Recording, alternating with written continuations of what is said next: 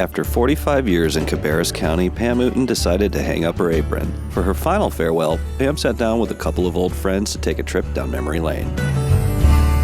Pam, we've worked together since 2009. That's a long time. That is a long time. That's a long time, And David. it's been a whole lot of fun. It has been. What are some of your favorite memories during the different productions? Yeah, you were talking about David Goforth and Oh, well, when, in the beginning, it was David Goforth and he likes to cook, and he's very knowledgeable. But he would do some things that were kind of, what's the word I need to use here? Pam, I went out to the freezer and I found about 10 packs of deer burger. Did you say deer? Deer? Yes, deer. And I said, I need to learn how to make meatloaf. Well, David, you always surprise me, and that's a great looking squash. Maybe we should look at the other side of it for just a second, too. It is so pretty and colorful. At least it's not deer meat, David. I'm really kind of surprised. And roasting is a good technique for all those animals, as well as turkeys or lambs or goat or deer. I even roasted a raccoon one time, although that's not an experience I care to repeat. And do you not remember the time I got in a conversation with him about food poisoning? yes, I do. And I said, David, have you ever had food poisoning? He said about 12 times. That answered it right there. Well, it just always broke me up because you'd always ask him if he washed his hands. I'll get me a little bit of this pepper here. Well, now, David, did you wash this pepper? I did. Okay, just Always want a to good make habit, sure. to wash your produce. On those cherry tomatoes, I doubt they've been sprayed, quite honestly. But it's just a habit to get into. And I wash my hands too, Well, Pam. good. I know you don't make me sound that way, but it's really important that we It wash is. our produce and, of course, wash our hands. Did I ask him that on the air? Yeah, you did. And Man, I was strict in the beginning. you were very strict. But I was talking earlier, you had your most viewed, 25,000 views.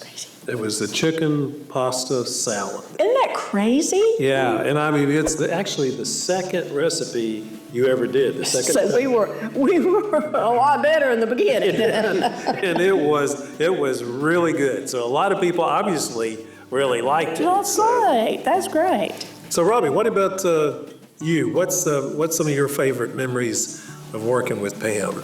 Our relationship goes all the way back to 1980, and so we've had a role reversal several different times in our life. Pam had a Yes, we have. Yes, we have. He ended as my boss.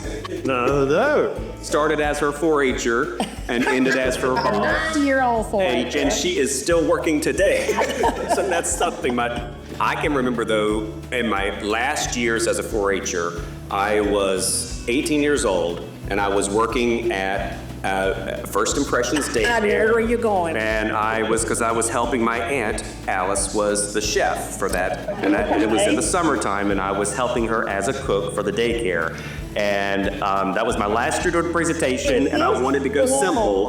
That you were doing outdoor cookery? I was doing outdoor cookery because I wanted to take it easy that year. I have a memory of that. And Pam, it was a rule. She had to see your presentation so many times before you could go on and represent Cabarrus County anywhere. Oh, well, we were not going to be there. And I was 18 years old, and I had a car payment and working and all of this, and Pam insisted that I had to do my presentation for her in the middle of the day because that was when she was working. But there she was pulling up the First Impressions, and I had to set up that grill outside and do my presentation. Outside in the hot sun, Robbie.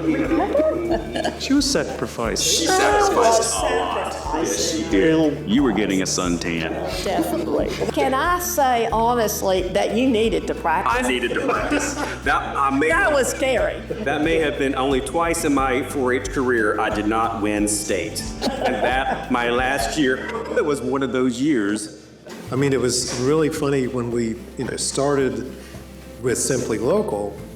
It was at the time when Farm to Fork was becoming a thing.